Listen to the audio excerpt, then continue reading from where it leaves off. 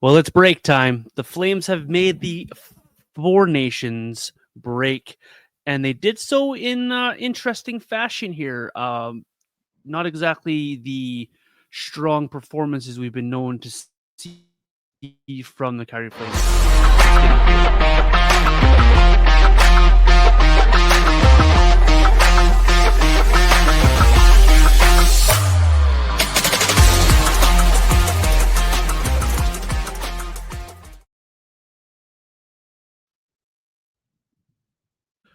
Welcome inside another episode of the Red Mile Rundown. Excited to be back with you guys today to talk another week of Flames hockey alongside myself, John Eastope. As always, is my co-host Robert Munich. How we doing, Robert? I'm doing pretty good. That last week of Flames hockey it almost like put a dent into things this season. It left a bit of a sour taste in my mouth heading into the Four Nations break. We'll say that for sure. Absolutely. And we're going to get into that in just a sec here. But before we get there, I wanted to thank everyone again for the downloads, the listens, and all of the sharing of the podcast. We're consistently having top 5 weeks among our numbers and analytics. And so we greatly appreciate it. Of course, we are everywhere you get your podcast. We do ask, though, please leave us those 5-star ratings and reviews. Help us grow the show here, and we can continue to give you guys excellent podcast. So we appreciate each and every one of you. Robert mentions there it was a very tough week around the Flames. If you're looking for results, if you look just at the scores, you got to be very disappointed in what you actually saw. It was a slog of a week, in my opinion, for the Flames. It starts in goal for me. It starts with Dustin Wolf. When you see what this team is when he just has an average week. Robert, where are you at with this team? What you saw this week with Dustin Wolf, with the play of the team here? We always have these conversations about, are the Flames a playoff team? Has your opinion here changed on this team given this week? Because they went up against a couple of offensive buzzsaws in the Maple Leafs and the Avalanche, and then they let a very winnable game against the Kraken slip away. What do you make of the week, and where are you at here with this group? You know, my opinion pretty consistently all season has been that this is not a playoff team unless Dustin Wolf plays at a Calder Trophy and Vezina Trophy level. And yeah, my opinion still hasn't changed. And I think what we saw last week is this is what happens when Dustin Wolf isn't playing at an elite level. And it's unfair and it's unrealistic for Flames fans and Flames observers to expect Dustin Wolf to play at that level throughout the entirety of a season as a 23-year-old rookie. So against the Maple Leafs, against the Avalanche, I mean, we saw him not be on his game. He wasn't. Those are probably 2 of his worst starts of the entire season. And because the Flames can't score goals, they're pretty much automatic losses. If Dustin Wolf doesn't play incredibly well, this team loses hockey games. And even on Saturday, I thought Wolf, particularly in the first 2 periods, was incredible. Like, if it wasn't for Dustin Wolf, Seattle could have ran away with that game. Like, he made so many good saves. Like, he made a save. There's like a 5-on-2 when Mackenzie Weegar's skate blade broke. Made an incredible save. And then he had the diving glove save going across the crease on the 5-on-3 and a breakaway save and 2-on-1 saves. It was just like huge save, like over and over and over and over again. And the Flames gave him no offensive support. They gave him no help. And, you know, he ends up letting in a couple weaker goals to tie the game against Seattle. But once again, the Calgary Flames can't score goals and they can't give him the support he needs. And it's very frustrating. I mean, at this point of the season, this is probably the most frustrated and down I've been on the Calgary Flames all season. That's kind of how I'm feeling right now. How about yourself? How do you feel after that week that was for the Calgary Flames? For me, it goes back more than just this last week. Just over a week ago, they were in Seattle playing that same Kraken team, and I'm going to use the word escape with the win in that game because of Dustin Wolf and because of their 5-on-3. And they had the 5-on-3 again this week, and that's when they scored their goals. You take away those 5-on-3 goals, this team was scoring 0 goals, 1 goal. Like, you're not winning hockey games that week. And so it's very hard for me to find positives amongst this Flames team this past week, given the results we saw. They had leads in all of these games and let them slip away. They weren't able to, off the rush, they weren't able to be defensively sound in their structure. And Dustin Wolf, we praised this kid last week. We even had an entire segment on just how much we glossed over the play of Dustin Wolf. But this past week, he was beaten in ways we haven't seen yet. That he was beaten clean. Given the caliber of shooters, guys like William Nylander and Nathan McKinnon, you're not always going to stop those guys. But we have never seen Dustin Wolf get beat clean as often as we saw this past week. Even Seattle went right through him.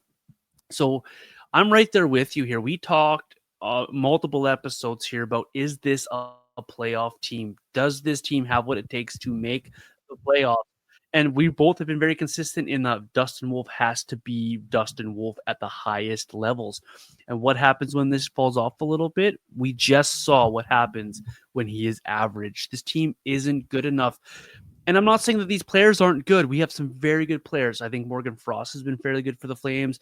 Mackenzie Weegar's been really good for the Flames. You can list a number of different guys that have had really good weeks, really good seasons for this team.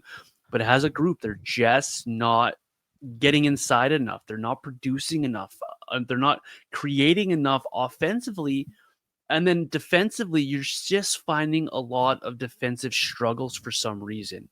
And I'm not just going to blame the defensemen on that. You watch the lack of a back check from certain guys. Your veterans, Nazem Kadri, isn't doing the job that he's supposed to be doing a lot of times when he's on the back check. Very 50-50 play from a lot of these guys. And when you're not pulling the wagon and producing and just relying on a rookie goaltender, you're not going to go far. So I'm with you, Robert. It's hard to find a positive. It's hard to feel good about this group after the week we just watched. They've got 27 games left here, and they're 3 points back at Vancouver with same number of games played for that final wild card spot. Now you're chasing it. Not 2 weeks ago, you were 3 points up on Vancouver, and you had the pole position. You had the opportunity here to just match what Vancouver does, and you're in the playoffs. Well, now you've got to chase a team down, and you've also got to hold off a couple of teams behind you for that wild card. And that's a hard spot to be in for a team that doesn't produce, for a team that has a hard time finding a finish, and for a team that's relying on a rookie goaltender. That's a lot of pressure.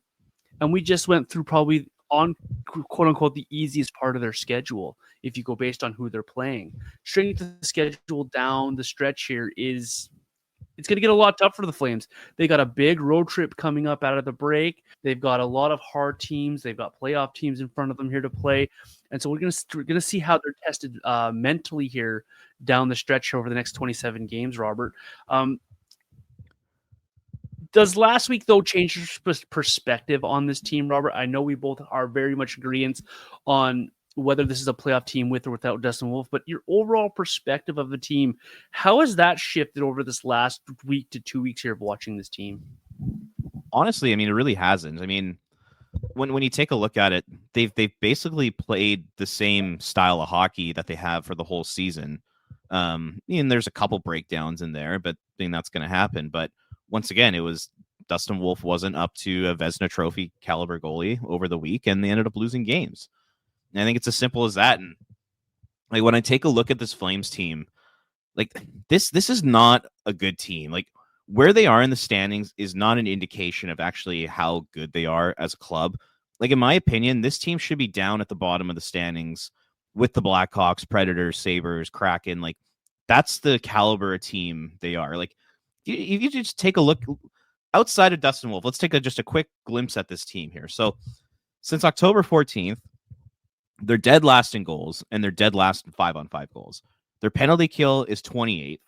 They have the lowest point leader of any team in the NHL. So in terms of a guy who's leading your team in scoring, he has the least amount of points compared to everybody else who's leading their team in scoring, and that's Jonathan Huberdeau right now. There's zero offense coming from the blue line. You get a little bit coming from Weegar, but outside of that, the blue line is a black hole offensively. Depth scoring is an issue. They barely generate high danger chances. Last I checked, they were 26 in the NHL at 5-on-5 and generating dangerous chances. And man, like I look at this team and just like everything is just mediocre or below average.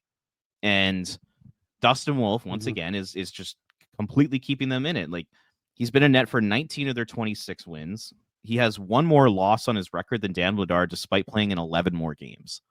Like, that's crazy. And he's 6th in the NHL in high danger save percentage, 9th in the NHL in goals saved above expected, 13th in the NHL in save percentage.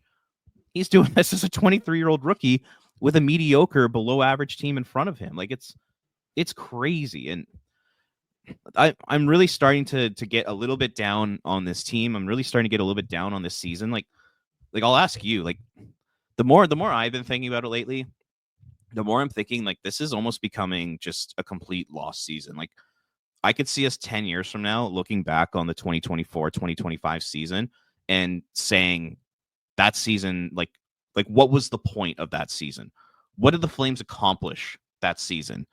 That's kind of where I'm getting right now with this year. It just feels like a lost year because I don't think they're going to make the playoffs. They're in jeopardy of losing their first round pick, which could be 11th, 12th, 13th overall.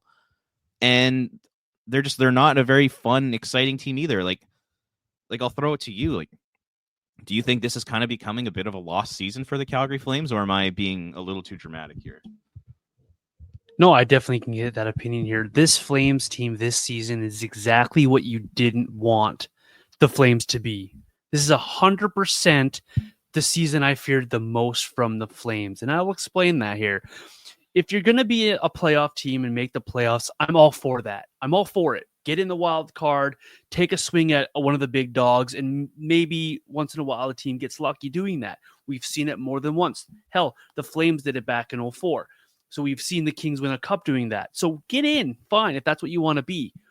Or be a team that realizes that they're not good enough, move on from a couple of pieces, recoup some assets, and continually build this team through the draft.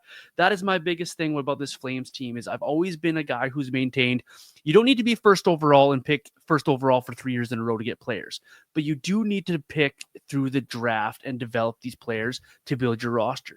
So if you're not going to be a playoff team and in that playoff mix, drop yourself down, get a good draft pick, and continue to develop this group so you can be a playoff team. What you didn't want to see is what we're seeing right now. And I'm not saying that shame on you, Dustin Wolf. Awesome for Dustin Wolf to go out there and be one of the best goaltenders in the league, rookie of the year caliber candidate. But you've got to know what you are as a team and as a franchise. And what you didn't want to see is exactly this. They're a few points out of a playoff spot. They're a few points away from being a top 10 pick in the draft, depending on how the lottery shakes out, of course. And you're right in the mushy of the mushy middle. You're not good enough. You're not bad enough, but you don't know what you actually are. And unfortunately, we know what this ownership group loves to do in Calgary and chase the little bit of success that they see rather than do the smart thing. And I'm not saying tank the rest of the season. What I'm saying is realize what you actually are, realize what these numbers are telling you, because you listed them off there, Robert. You listed they're 20 something in this, they're 20 something in that, they're 30th in this, they're 32nd in this.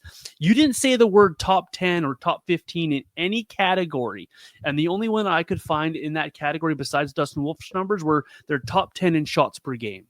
That's the only category I found that they were the top 15 of. You see a lot of mid-20s, and so they got to realize what the numbers are telling them. They're telling them this is a group that they can work hard, but they don't have the skill to get over what you need them to get over to be a playoff team, a no-doubt playoff team. You're 3 points back from a team that has figured it out. Demko's playing better if he's not injured long-term here. They're getting good goaltending from Lankinen. They're getting guys playing at a higher level. Patterson has come around for them. Hedl has been a really good addition for them in that trade. You got good defensive depth on the back end now, bringing in the other Patterson. The Canucks have figured it out a little bit here. And another thing we don't talk about, I think, with the Flames here is when they get long layovers and long breaks over the past decade, they come back and they are flat.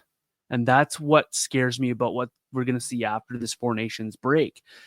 This break was needed for a lot of guys. Backlund looked injured and gassed. Guys like Mackenzie Weegar and Rasmus Anderson are playing 25 minutes a night. They needed the break as well. Well, I guess Rasmus is at the Four Nations, but guys like Weegar are going to need this break. But what are we going to see coming out of this break? Are they going to be able to pick right back up and be that hardworking team and somehow magically find some offense? Potentially could happen, but we're probably looking at what we saw this last week as the new norm for this Flames group. I don't see them finding a scoring touch anywhere, Robert. I just really don't. And we don't want to be Debbie Downers on the podcast, but you want to be truthful in what your opinions are and what you are. So this Flames team this year is doing 100% what you didn't want them to do, and that is be the mushiest of the mushy middle. Yeah, I mean, what you said right there was really smart, and the one thing I really like there is you were talking about, like, understand what you are. Like, if you're Craig Conroy and Don Maloney, how do you not realize that you are just not a good hockey team? How do you think to yourself, like, oh, like, I'm really liking what I'm seeing right now. Like, we're gonna make the playoffs and we could do some damage. All you're watching is a goalie win you games. When it comes to every other facet of your game, it's below average for the most part. I mean, like you said, there's a odd category, like shots there in the top 10, power play there in the top 15. Outside of that, they don't really do a whole heck of a lot. And the thing that bothers me is Craig Conroy is just steadfast on, we have to be competitive. We have to be competitive. So that means that we're not going to trade a Rasmus Anderson. We're not going to trade a Nazem Kadri. We're not going to trade a Blake Coleman. We're not doing any of that. We're actually going to try and improve our roster this season. Like, this Farabee Frost trade, like, I get that it's for the short term and the long term, but at the same time, it actually makes the Flames even more mediocre than they are, because they're adding two kind of third, second line players at best, just to kind of keep them in that mix this season. I think what Conroy and Maloney need to realize is, once again, this is just not a very good hockey team, and lean into it. Lean into it. Trade those guys. Bring in value. Bring in draft picks. Bring in young players. If you take, like, a Rasmus Anderson and a Nazem Kadri away from this team, there's no doubt in my mind that they'll finish in the bottom 10. No doubt in my mind, even if Dustin Wolf continues to play well. Those are the types of moves that they need to be making. This whole let's be competitive in a playoff spot, even though we're in the first year of a rebuild thing, it just doesn't work. And it just feels like they're a directionless team. It feels like they're going nowhere quickly. And I'm really worried, just looking at the roster right now, I'm really worried that this team is going to turn into a Seattle or a St. Louis or a New York Islanders, where these teams, they have a lot of good players. Their rosters are littered with good players. There's no great players. And if you take a look at, like, the Flames cap situation, there's a lot of guys making in that $5 to $10 million range, guys who are just mediocre players. You know what I mean? Like you take a look at like Nazem Kadri, he's on pace for less than 60 points. Huberdeau, this is the first time in his time in Calgary he's on pace for over 60, and it's 61 points. Like, it's still not great. Coleman makes $5 million and he's not providing as much as you'd hope this season. Sharon Govich, Farabee, like, to me, and then you're gonna get, if it all goes to plan for Craig Conroy, they're gonna end up signing Rasmus Anderson to a gigantic contract. It just feels like this team is just going to be littered with, like, average to slightly above average players, but they're missing that elite talent, and that's where the draft comes in, and that's where making as many picks in the draft as you can comes into the table. It just feels like this team is on a collision course with mediocrity for a long time, and that worries me a little bit. It worries me for just kind of like the long-term health of the franchise, for the fan base. Like, this fan base, outside of a couple seasons in the last, since 1995, there's been nothing to cheer for. Like, it sucks. And it just feels like we're heading down the same direction that this franchise has been heading down since 1995 for 30 goddamn years. And it just sucks. All I want is for this team just to be really good, have a core group of players of 4 or 5 guys who are elite to high-end players, and it just, with where they're going to be picking in the draft and the way they're shaping their roster right now, it just doesn't feel like they're going to achieve that goal, and it just feels like they're going to be mediocre for a long time. Once again, I don't mean to be like a Debbie Downer, but at the same time, like you said, you just want to call it as it is. We just want to talk about the team truthfully and call it how we see it, and not put on rose-colored glasses. And I don't know, man. It's just, this season in general has been a little concerning. The future feels a little concerning. The only thing to really be truly excited about is you have Dustin Wolf. Zane Parekh hopefully will become a top pair defenseman. We'll see if that ends up happening or not. But like outside of that, there's not like a whole heck of a lot to be like super, super excited for when it comes to this team and its long-term future. Yeah. Well, for me as well, it's they're right there. The path is literally right there. They're 4 or 5 points away from a top 10 pick. They've got the draft capital to do it. They've got the assets they can move to make this happen. It's right there. And all they need to do is have a little bit of honest assessment in what they're doing every single day. I don't mind the thing of let's try to be competitive. You can play a competitive brand of hockey and put out an exciting style of hockey while you play, while you're rebuilding. We've talked about that before, but make your plan of building your team through the draft. Like make it and then make it happen because you're right there. It's right there for you.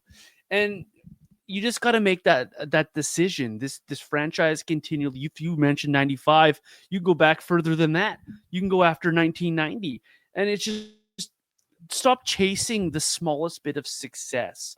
You saw it after 04. We saw it after 2015. Like just the smallest minute success that they have. You don't need to always chase it. Growth is not linear in the National Hockey League in sports. Just isn't. You have to actively go out there and continually develop yourself, develop your team, develop your plan, and keep your goals in mind. If your goal is to be a mediocre, almost playoff team, goal accomplished. If your goal is to be a playoff team perennial, you're far off of that. If your goal is to be a Stanley Cup contender, well, start over because you're not anywhere close to that either. Excuse me. Yeah, it feels like we're in for another decade of make the playoffs, miss the playoffs, make the playoffs, miss the playoffs, make the playoffs, miss the playoffs, and lose in the first round. That's what it feels like we're on a crash collision with right now.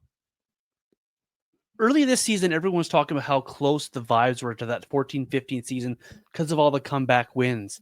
Well, I agree with that assessment that it still feels like 14-15 because they could luck out here over the final 27 games, get that last wild card spot, and there's playoff success again, right? It's right there for you, and it feels like you're going to chase it again.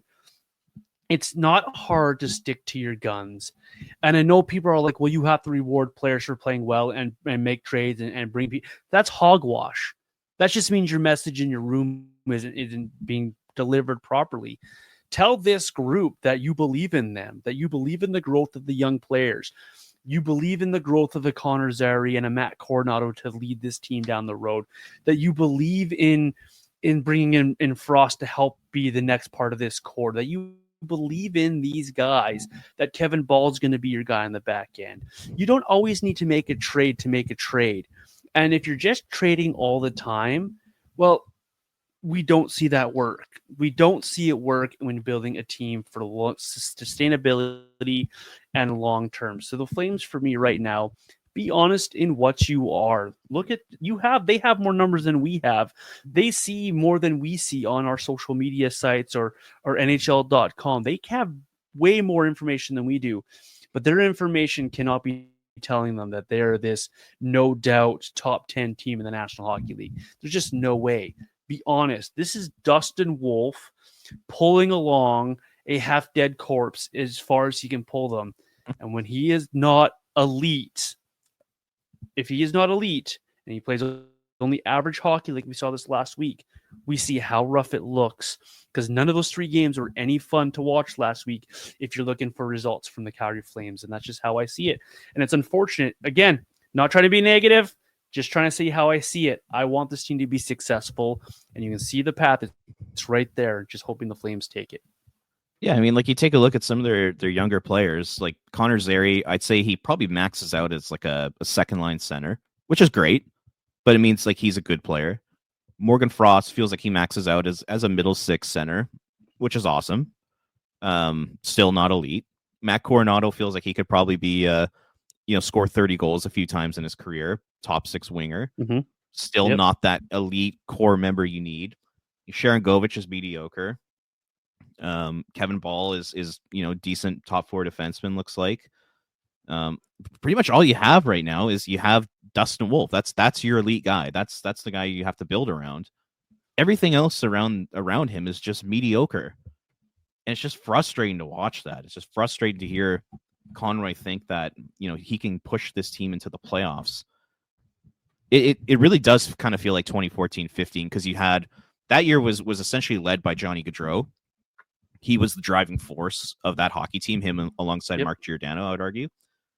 And this year it's kind of similar, where you have a smaller rookie sort of carrying your team into a playoff conversation, this time being Dustin Wolf. So your comparison to 14-15 to 24-25 is very interesting, and I think it's pretty bang on.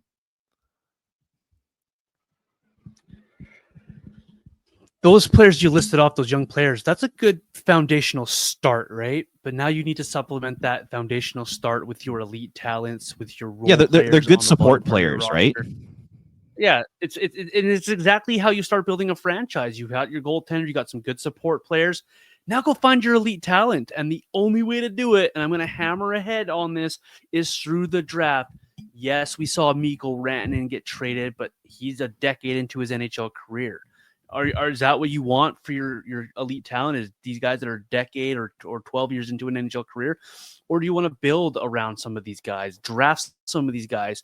If you draft a guy like a Michael Misa in this draft, that team's going to be very happy. That is a player who potentially can be a top line center and lead your team for years.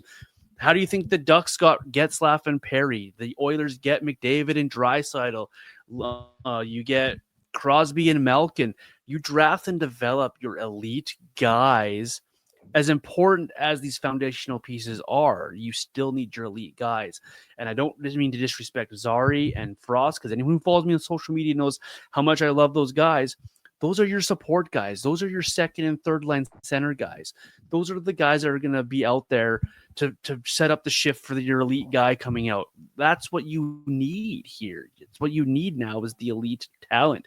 It's a good foundation, but you just can't rely on Dustin Wolf every single night here, because it's just not a recipe for success. There's not a team out there right now that has won a cup in the last 2 decades that has done so solely based because their goaltender drugged them start to finish year after year after year after year. You need your elite guys, and you need offense, obviously. Captain Obvious there. You need offense to win hockey games. The Flames don't have that. Yeah, and basically what the Calgary Flames are relying on is being the most savvy and basically the best drafting team in the NHL, because when you're not picking high in the draft, you need to snipe out elite talent in the mid first round or beyond the first round.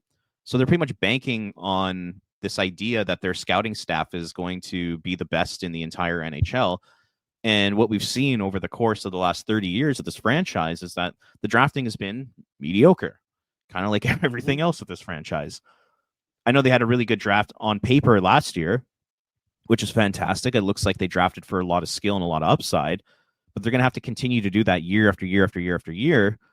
And I just don't know if that's realistic. Like to be the best drafting team in the NHL over the course of the next 3 or 4 seasons is asking a lot of your scouting staff. And I don't think any other team in the NHL can hang their hat on having that. Like it just doesn't seem like a recipe for long-term success. So we should probably move on to a next topic, but I enjoy kind of these big picture discussions, and I have a feeling a lot of Flames fans are feeling the same way about this season that you and I do.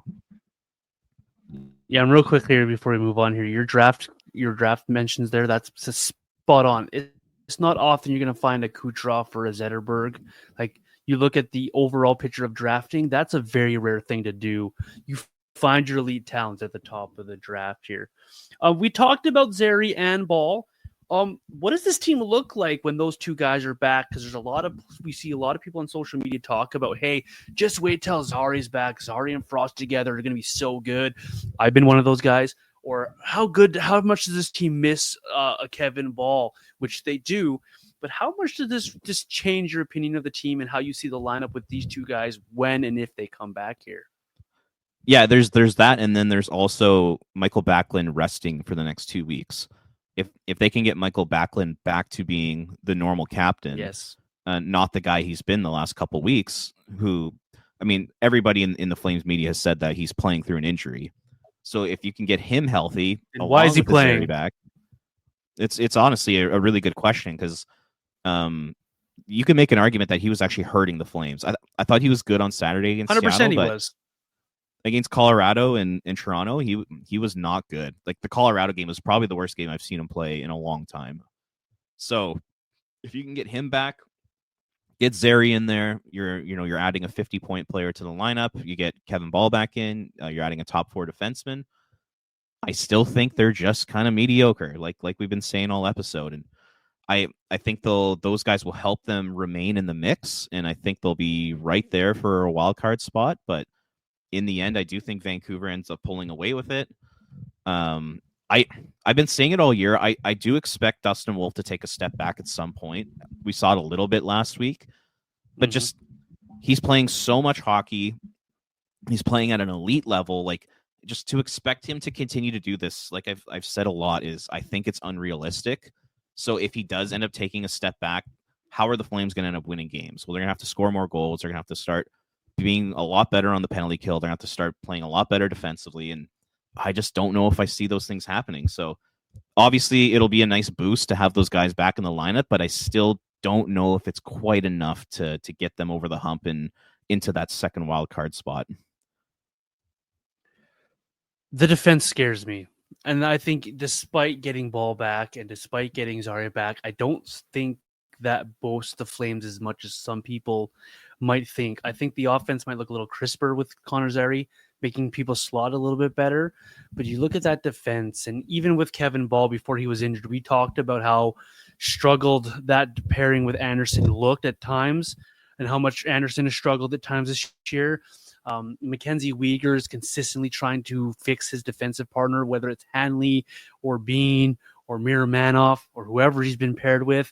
And I just don't think that the Flames' defensive and defensive structure are going to be good enough to help the Flames overcome the shortcomings of this roster. Miromanov is almost unplayable for me at times. He was very gross last week for me. Barry looked unplayable versus the Toronto Maple Leafs last week. We've seen Bean take a step back here. Bahl has taken a small step back, although he's still been fairly good for the Flames overall. You're relying on Mackenzie Weegar here to lift an entire group of 6-7 guys on his back and play out of his mind to pull this group along. I'm a little bit glad he didn't get picked for the Four Nations because he's going to need his rest. He's been playing 25 minutes a night for this Flames group and doing everything he can to pull the Flames along here. For me, outside of Dustin Wolf, he might have been this team's MVP right now. So for me, getting these two guys back will be very good for them, for their development. But overall, I don't think it's going to affect where the Flames will end at the end of the season at all, to be honest here, because there's just so much on this Flames roster that is not pulling along right now, led by this defensive group I just went through, that it's just a lot to overcome. And as you mentioned, Dustin Wolf will come down to earth. We saw it. It's just not a pretty equation if you look at it that way. It's not a pretty outlook for the Flames here, especially as we mentioned, the Canucks figuring things out. Don't look in the rearview mirror either, because Utah has been playing very good hockey as of late. They got a nice result against the best team in the league before the Four Nations break here. And they're not the only ones either. St. Louis isn't that far behind, and Anaheim, don't look now, are only 6 points back. So you've got teams right there trying to fight to get over top of you to get to Vancouver, and you got Vancouver figuring it out. As much as I love Connor Zary, he's not going to save this season. He's not going to save this offense.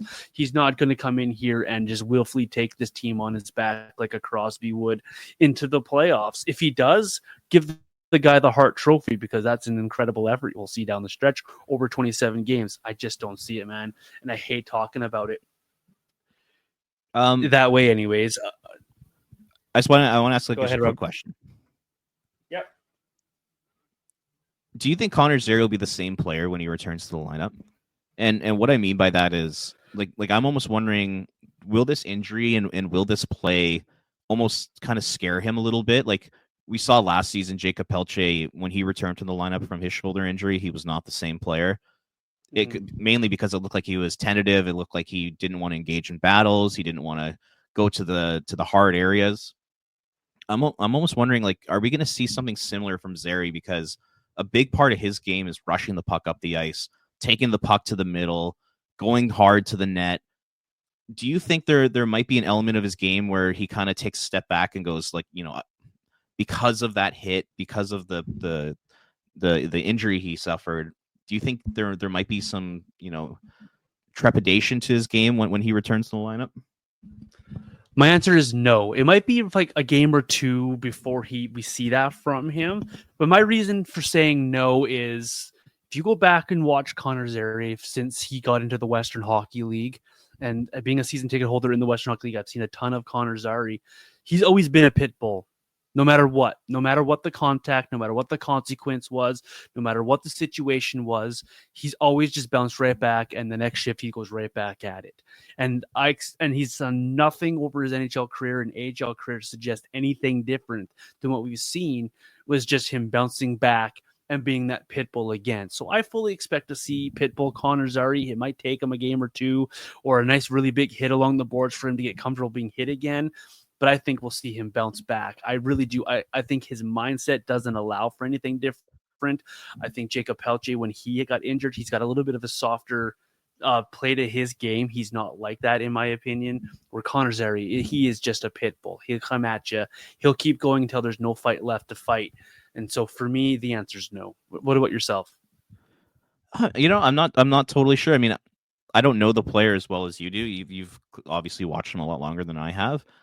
I really hope it doesn't impact his game because, man, like when he dangles and when he takes the puck to the net and when he carries the puck with speed, it's like probably like the most entertaining aspect of watching Flames hockey this season. So if he were to kind of slow down that aspect of his game, that would really be too bad. But I'm really hoping that he can come back and be that kind of 50-point player, be that creative guy, and really spark this team. Like I think they've missed him a lot. And I know a lot of people keep saying that, how desperately the Flames miss Kevin Bahl, and they have, don't get me wrong. But there's not a lot of people saying how much this team has missed Connor Zary. And I think it's been big from a playmaking perspective. Like there's a lot of guys on this team that are not great playmakers. Like you take a look at their point projections. There's only 3 players on the Flames roster that are on pace for more than 30 assists. And that's Huberdeau at 30, Kadri at 31, and Weegar at 37. The rest of the team, they're all below 30 assists in terms of an 82-game point projection. So to have a guy like Zary come back in the lineup and be a playmaker and spark offense a little bit, I think it's going to be huge for this team. The biggest thing for me when Zary comes back here, and I'll get your opinion on this as well, Robert, is I think the biggest factor when Zary is back here for the Flames will be where he slots in this lineup and how he's going to allow others to slot into this lineup. Now it brings up some options for this Flames group. Does he go back to center? Does he play on the wing? Does he play with Frost? Does he go back and play with Nazem Kadri on the top line? What would you do with Connor Zary when he comes back here? Because I'm very fascinated. Very fascinated to see where they line up here and how you would do your lines. Because personally, I'd love to see Frost play with the 2 new guys, both Farabee and Frost with Zary on a line. I just wonder how that would look and how well that would play. That would mean probably Sheridan Govich or Coronado on the top line, and I'm okay with that. Where would you slot Connor Zary and how he would look into this lineup? Yeah, it's a good question. Because I mean, I thought Zary was playing really well at center, but I'll throw this idea out at you. Let's see what you think of this. So Zary, I thought he was playing really well at center ice when he exited the lineup. Could you see a world where they potentially put Kadri, Frost, Zary, Backlund down the middle? Because we've known all season that Kevin Rooney has been an absolute disaster. All of a sudden, if you put those 4 guys down the middle and kind of divvy out ice time evenly, I mean, you could have a pretty deep center group there. Do you think that makes any sense? It probably won't happen, but humor me here. 4th line Backlund? I actually don't mind that. And it's not like a traditional 4th line. It would be like Backlund would probably play 3rd line minutes, but you have 4 centers deep down your lineup there, and it moves Kevin Rooney to the press box. I mean, could you imagine an upgrade like Michael Backlund to Kevin Rooney? I mean, that is just a huge upgrade for the Calgary Flames. It might be something they have to consider here moving forward. I'll tell you this, that works on NHL 24 because I've done it. So that does feel like a video game move. It does, but that's the kind of thing and options that I'm talking about when it comes to the Flames. There's options here for this group. You move Backlund down to that fourth line, say with Lomberg and Pospisil or whoever it is. That can be a group that just goes out there, provides you with energy. You're still going to get your power play and penalty killing time for Michael Backlund. You take a little bit of 5-on-5 responsibility off of him because we've seen both Zary and Frost be responsible 5-on-5 for this team. We know what Nazem Kadri brings in a top line role, and then it allows yourself some freedom for some of these wingers, and you can move other guys around. I actually don't mind that idea one bit.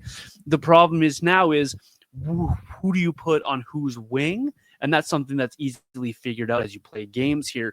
Is it Farabee and Frost becomes a pairing? Coleman and Zary become a pairing. You got Kadri, Huberdeau, and then you fill in your other wingers. Very interesting idea, Robert. I love it. NHL 25 loves it. We'll see. I don't think the Flames go there, but interesting idea. Yeah, I mean, realistically, I mean, Zary's probably going to end up on the wing. I don't really know where I'd want him. When I was doing prep for the pod, I had him on the wing with like Frost and Coronado. But I like your idea of keeping Frost and Farabee together, just because I think they played together in the past. They're best friends. There could be some chemistry there.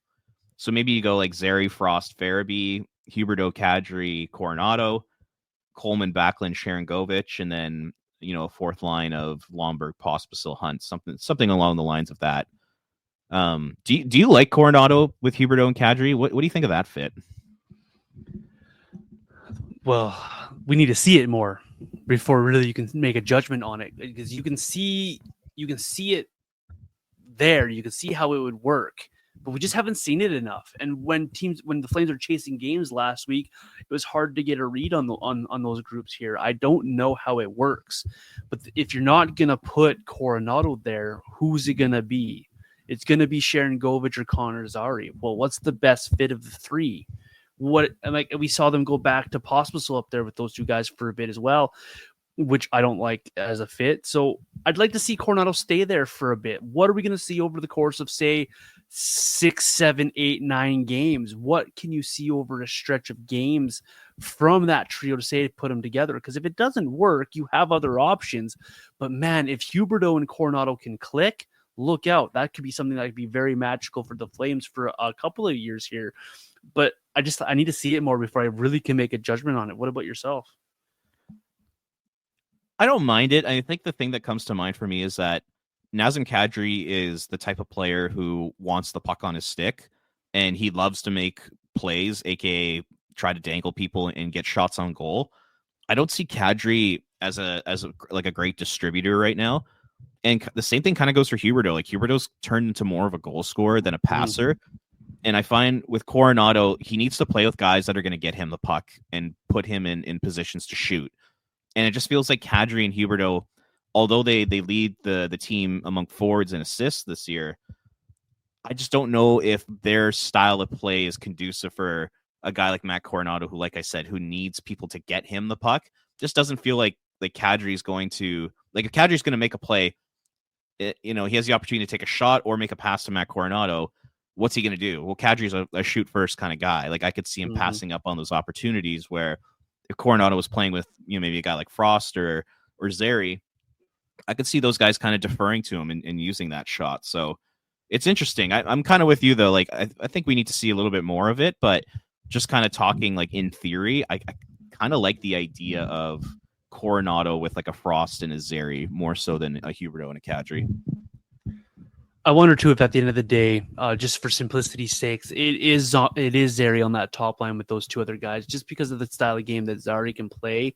He can be the guy that goes to the net and cleans up the rebounds from the guys who like to shoot the puck, and that Coronado slots in beside Frost and Farabee, and that becomes a nice second line, complementary line to your top line, and then you let the Backlund line have the third line minutes and allow them to not have as much responsibility. I just wonder if it's simplicity that takes over here at the end of the day. We know how Zary and Kadri work together. We've seen it, and we know what Kadri and Huberdeau can do. We've seen that as well. So it just might be an easy fit at the end of the day. And Coronado might just settle in nicely as a second line player, which isn't a bad thing to have because Farabee, Frost, Coronado is also a fascinating trio that you could put together for me as well. We've talked a lot about the lineup. We've talked a lot about the kids. We've talked a lot about the future and the bigger picture here. Let's flip our direction here a little bit, Robert. Let's talk about the season here and our favorite moments of the season. We've had a little bit of negativity or honest assessment at the beginning of the podcast here, but let's talk about some things that we've really, really liked from this season here. I'll start while you get your thoughts together as well, because for me, before he got injured, we'll just keep talking about Connor Zary, about how the emergence of Connor has been for this team, how he has embraced the role of being a centerman in the NHL level, has increased his game, his responsibility, and how he continues just to be that pit bull I talked about for this Calgary Flames. For me, Connor Zary has been a huge bright spot for this Flames team. He's become one of my favorite Flames, one of my favorite players in the league to watch. I really enjoy it. It's a big positive for the Flames, and to see this guy blossom into the player we thought he could be when he was drafted, it's awesome to see. It's awesome to watch, and it's been a big progression for the Flames as well, having a guy that steps in here and can play multiple roles in multiple positions for you. So for me, that's one of my favorite moments of the season thus far, is just watching the progression of Connor Zary. What about yourself? Yeah, I mean, I 100% agree with you, and you could even throw Matt Coronado into the mix if you want to just include, two young forwards. So those are great. In terms of like on ice moments, I would say the opening night against the Vancouver Canucks, that 6-5 overtime victory, was probably the most fun I've had watching Flames hockey this season. That game was spectacular. It had everything. It had, the big JT Miller hit on Kevin Rooney, and then Anthony Mantha going and challenging and fighting JT. Then you had the Mantha Gordie Howe hat trick, the comeback, the spectacular goal by Connor Zary in overtime. That was so much fun. And I do wish we had some more of those games that we could have watched this season. But I would say that's probably been my favorite game of the season. So I'll go with that one so far. It's hard to believe that game was this season. That's how long this season has felt at times for the Flames. It was an incredible hockey game. I actually love that one. I want to go back to, when was it? I'm just trying to find it here on my phone here. I had it written down. The beginning of January, the Flames went back-to-back losses versus the Hockey Club, versus the Predators. They squeaked out a win versus the Ducks, and they had that game postponed in LA because of the wildfires. Then there was that Kings game that following Saturday, and for some reason that game keeps popping into my brain because it wasn't the prettiest of hockey games. It wasn't the cleanest of hockey games, but for me, that hockey game was just a symbol of the Flames welcoming the Kings in a tough situation. The Flames playing a very strong hockey game against that Kings club. It was a 2-1 result for the Flames. Huberdeau got the goal in the third period to win it. Dustin Wolf was good in net. He stopped 31 shots. But I don't know why that game sticks in my brain, but for me, that was just a nice hockey game. And a moment for both the Flames and especially for the Kings and those players to forget kind of about the outside world and what was going on at that time for them and to play a hockey game. And it was just nice to watch a game after having one postponed and knowing what was going on in California at the time. So it's just a sentimental game, I guess, for me, just watching that hockey game and having two sides go back and forth and playing very well together. I don't know if anyone else in this entire world has that game resonate with them, but for me, that game resonates with me just as a human moment outside of just the game of hockey. Hey, that's all part of being a hockey fan. I like that one. There's the other on ice moment I have are just the Justin Kirkland shootout winners. I thought those were so much fun, and just like the whole like the Costco nickname. Just like what an incredible story. The guy basically, I mean, he was in a serious car accident where, he came close to dying. makes his way back into professional hockey, signs with the Flames, gets called up and never looks back. Like, what a cool story. And then just the shootout winners are just kind of like the cherry on top. I thought that was awesome. But I think for me, when I look back on this season, I'd mentioned that like when we look back on it like 10 years from now, I think it'll be kind of viewed as a bit of a lost year. But I will always look back on the night when the Flames played the Blue Jackets at home, and it was the Gaudreau family was in attendance. That was probably like, I'm just getting like chills just thinking about it right now. That was probably like the most emotional. I don't want to say like beautiful, because I know they're celebrating the lives of Johnny who and his brother Matthew who had passed, but like, what an incredible night. Like, what a way to celebrate the life of John and Matthew. And yeah, just to have the family there, the way the family was treated, the pregame ceremony with Sean Monahan and Michael Backlund taking the draw, Rasmus Anderson scoring a goal and pointing at the box where the Gaudreau family was sitting.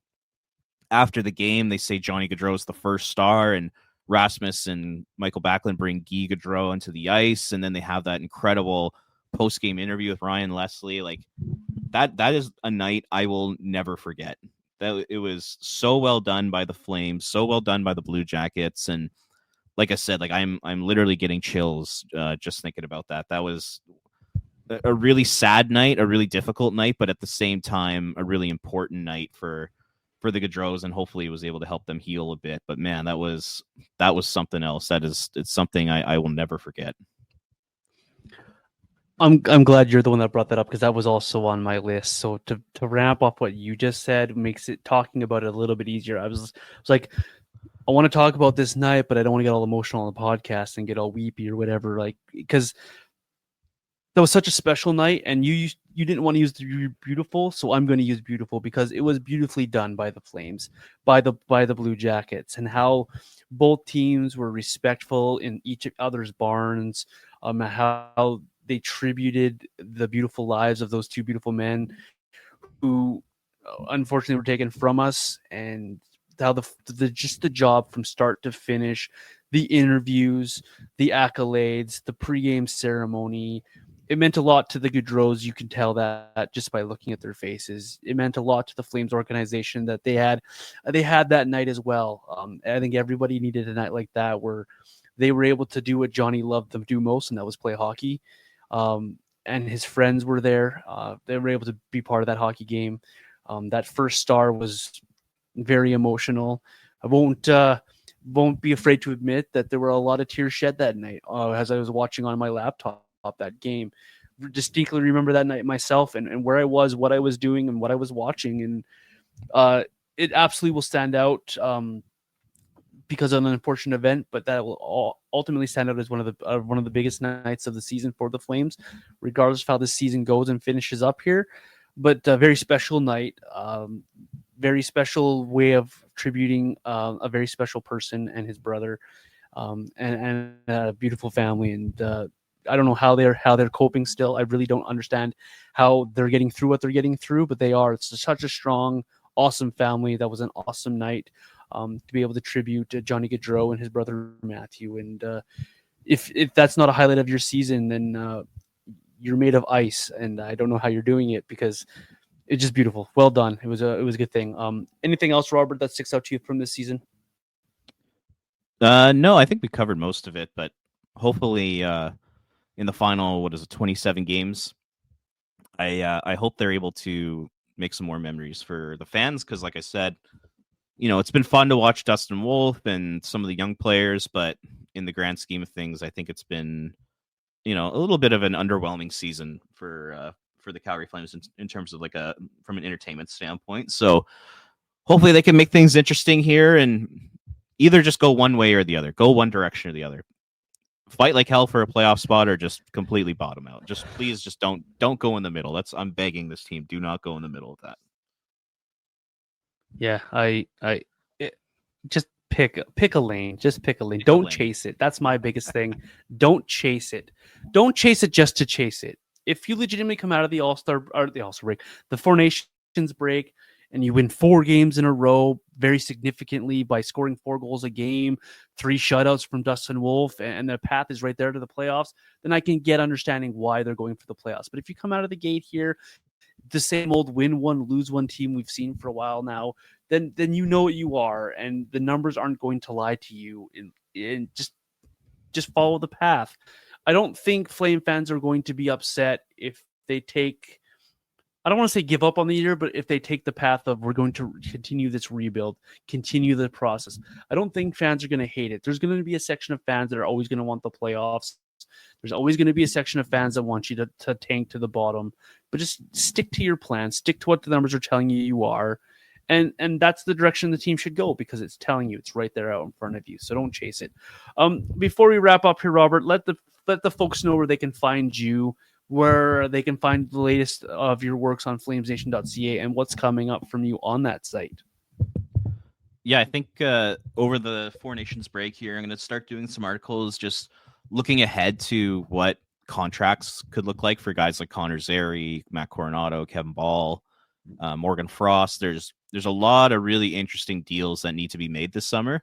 So I think I'm just going to do like a bit of a deep dive and, see what those next deals could look like for this team, because I would argue this offseason could shape the future of this team for a long time, depending on what direction they go in terms of contract extensions. Do they go short-term bridge? Do they go long-term 7-8 year deals with these guys?